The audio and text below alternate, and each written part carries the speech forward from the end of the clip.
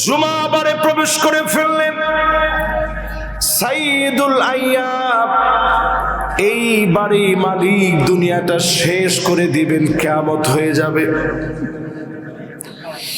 আল্লাহ রাব্বুল আলামিন শ্রেষ্ঠবার দিলেন। এই শ্রেষ্ঠবারই আল্লাহ কিয়ামত ঘটায় দিবেন।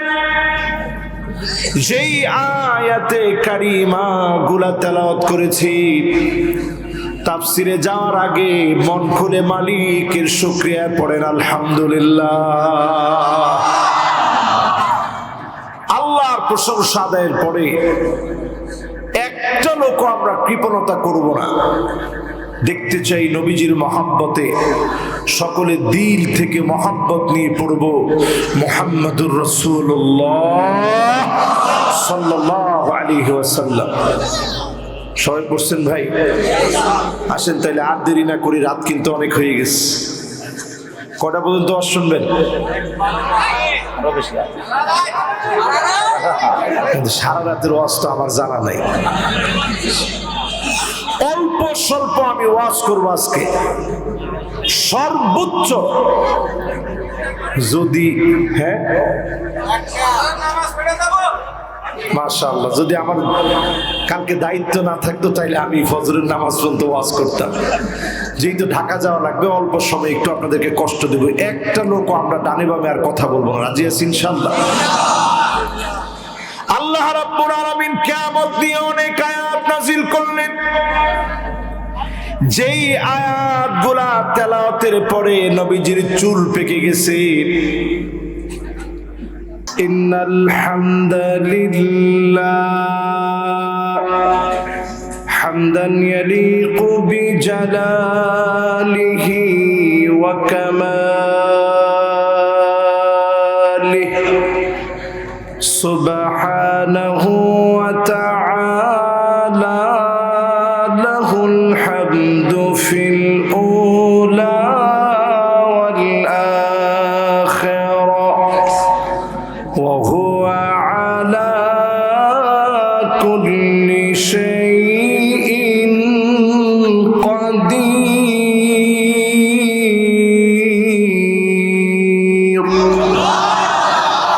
আল্লাহুম্মা ইন্না নুশহিদুকা ওয়া নুশহিদু মালাইকাতাক ওয়া হামালাতা আরশিকা ওয়া জামিআ খালকিক আন্নাকা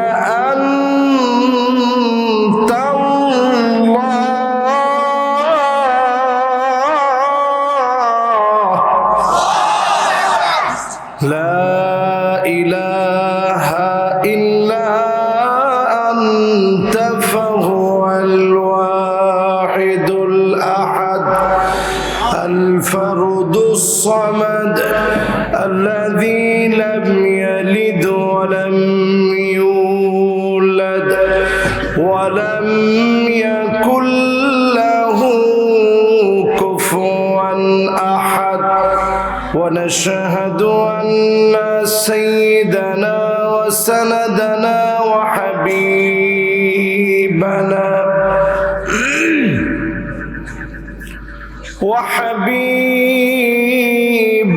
ربنا وطبيبنا وطبيب قلوبنا محمد صلى الله عليه وعلى آله وأصحابه وبارك وسلم الذي أرسله بالحق بشيرا ونذيرا وداعيا إلى الله بإذنه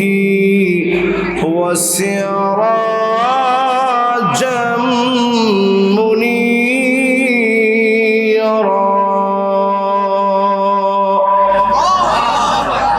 সকলে পড়ে আউযু বিল্লাহি মিনাশ শাইতানির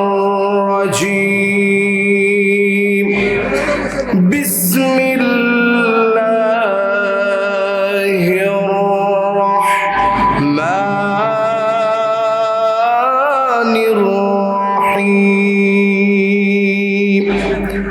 إذا السماء انفطرت وإذا الكواكب انتثرت وإذا البحار فجرت وإذا القبور بعثرت علمت نفس ما قدمت وأخرت صدق الله العظيم وصدق رسوله النبي الكريم ونحن على ذلك من الشاهدين والشاكرين والحمد لله رب العالمين. وقال تعالى في شان حبيبه مخبرا وآمرا إن الله وملائكته يصلون على النبي يا أيها الذين آمنوا صلوا عليه وسلموا تسليما اللهم صل على محمد وعلى آل محمد كما صليت على إبراهيم وعلى آل إبراهيم إنك حميد مجيد اللهم بارك على محمد وعلى آل محمد كما باركت على إبراهيم وعلى آل إبراهيم إنك حميد مجيد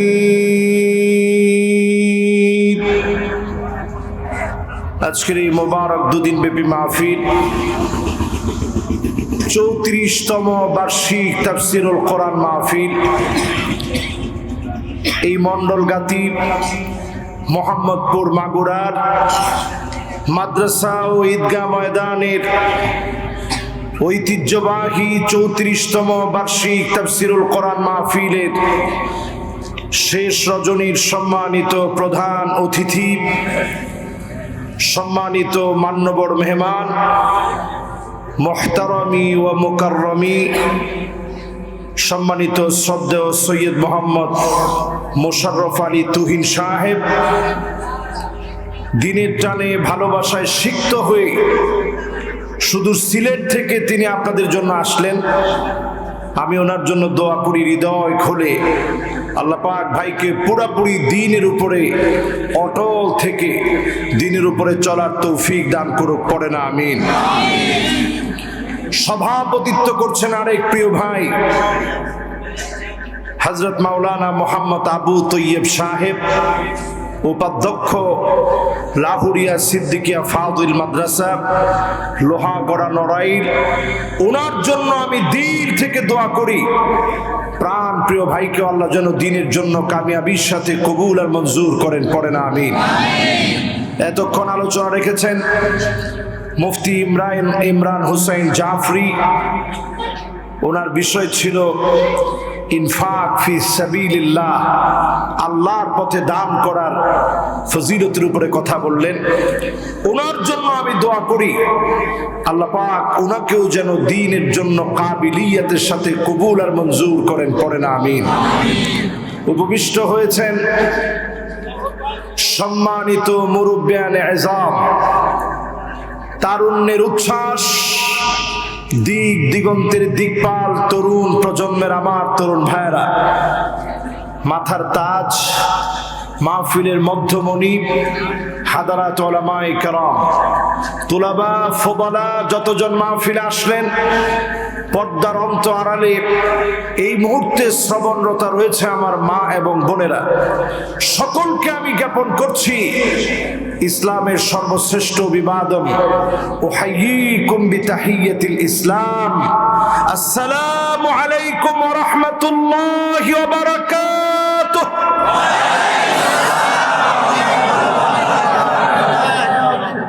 যে মহান মালিক দয়া করে, মায়া করে, ভালোবেসে, প্রেমাস্পদ মহাব্বতের বন্ধনে আবদ্ধ করে কোরআনের মাহফিলে বসিয়ে দিলেন, মালিকের আলিশান দরবারে নত শিরে অবনত চিত্তে শকর গুজারি আদায় করি। একজনও আমরা বাদ যাব না, সবাই মিলে পড়ি কালিমাতুশ শুকর আলহামদুলিল্লাহ। যুবকরা কি বলছেন? আমার তো মনে হয় যুবকরা কেন যেন রাগ করে আছে আমার উপরে। যুবকরা বলো তো আলহামদুলিল্লাহ, মুরব্বীরা বলেন আলহামদুলিল্লাহ। আল্লাহ পাকের শুকরিয়া আদায় করে নিলাম। বিশ্বাস করি মালিক খুশি। মালিক যদি খুশি হন, আমাদের আর কোনো দুশ্চিন্তা আছে? বলেন আছে? বলেন তো আমরা কোন বারে আছি?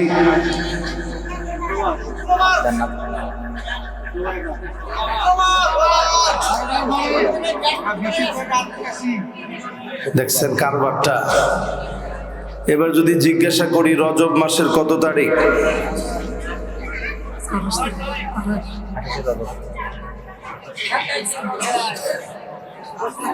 যুবকদের মোবাইল নাই?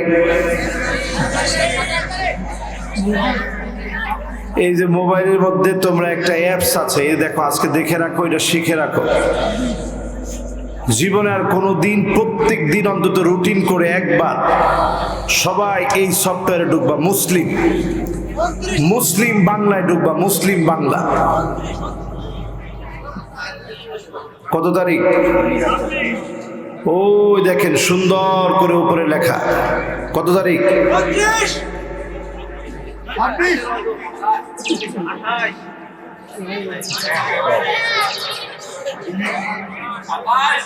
হ্যাঁ, একজন লোক 27 বলছে, এখন সবাই 27 বলতেছে।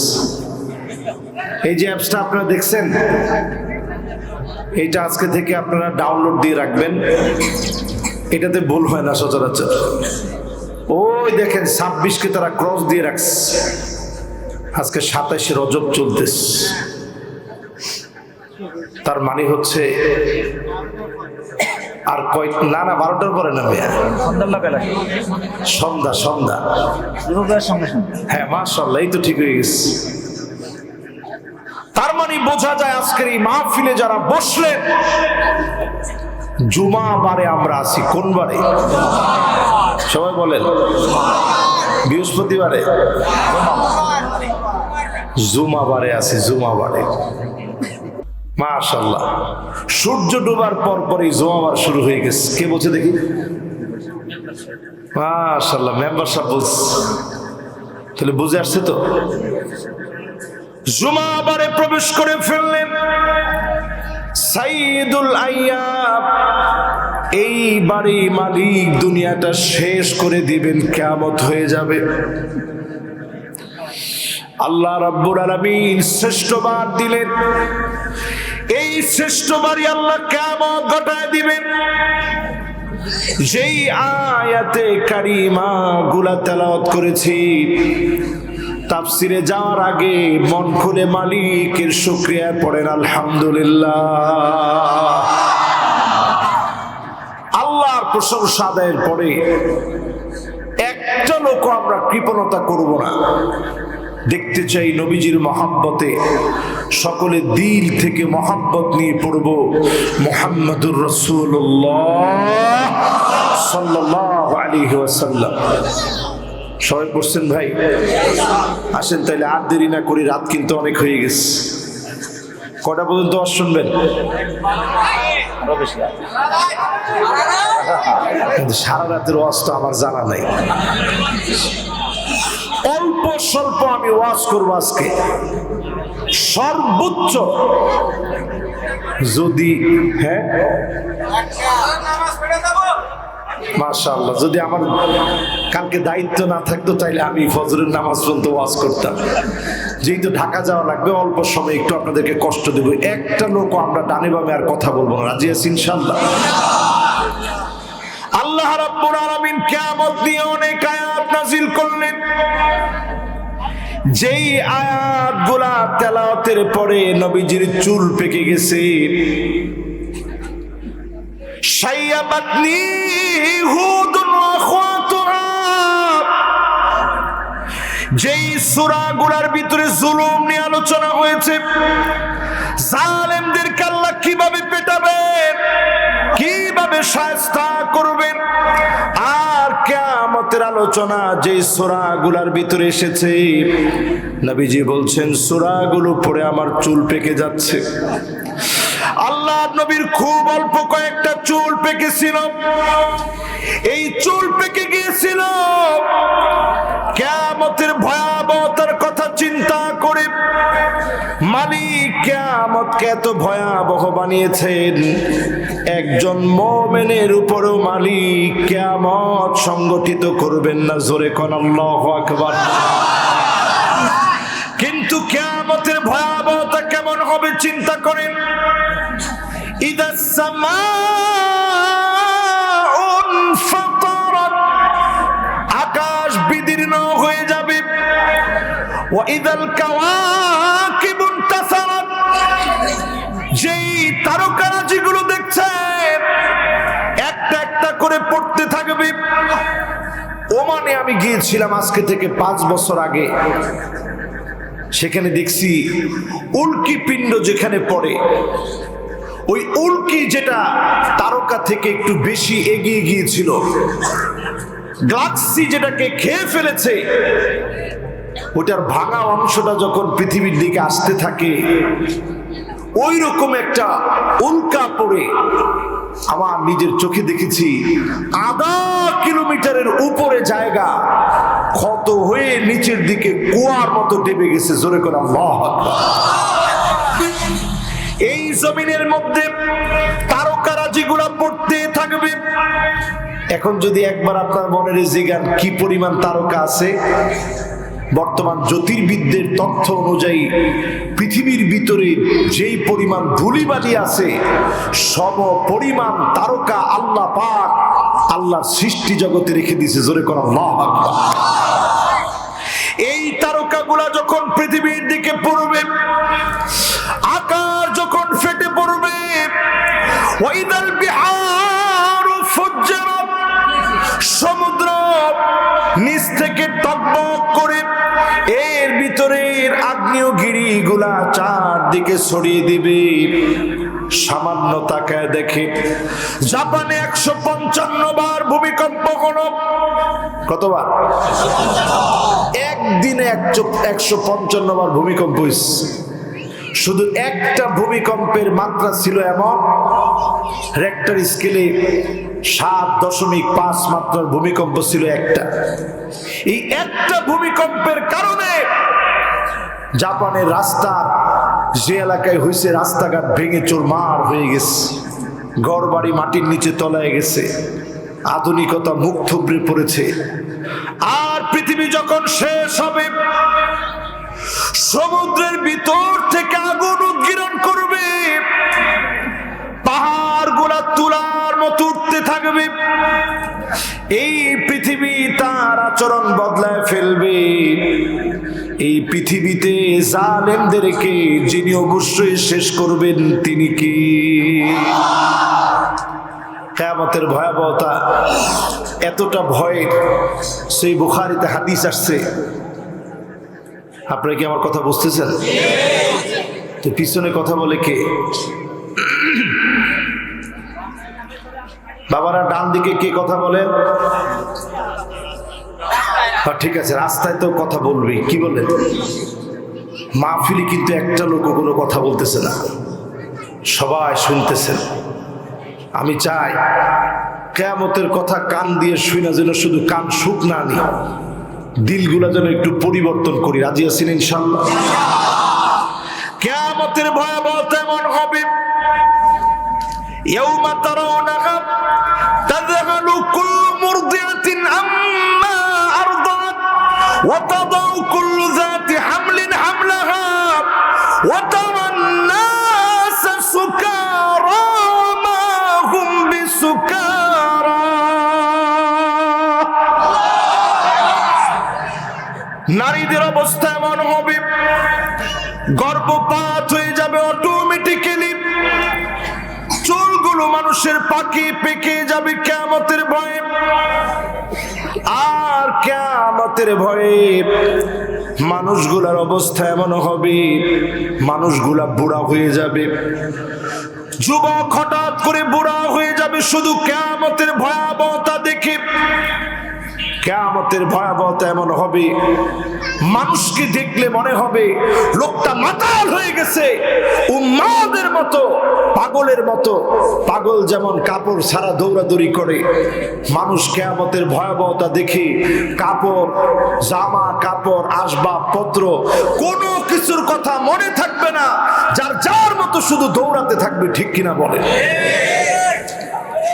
এইরকম ভয়াবহ কিয়ামত, এই কিয়ামতের ভয়াবহতা আসবেই আসবে, লা রাইবা ফি, এর মধ্যে কোনো সন্দেহ নাই। কিন্তু কিয়ামতের আগে রাসূল কিছু আলামতের কথা বললেন, এই আলামতগুলো আমাদের চোখের সামনে আসবে। প্রথম নবীজি 6টা আলামত গুনে রাখতে বললেন। কয়টা? একটু আঙ্গুল উঠায় দেখান কয়টা, সবাই বলেন আর জোরে।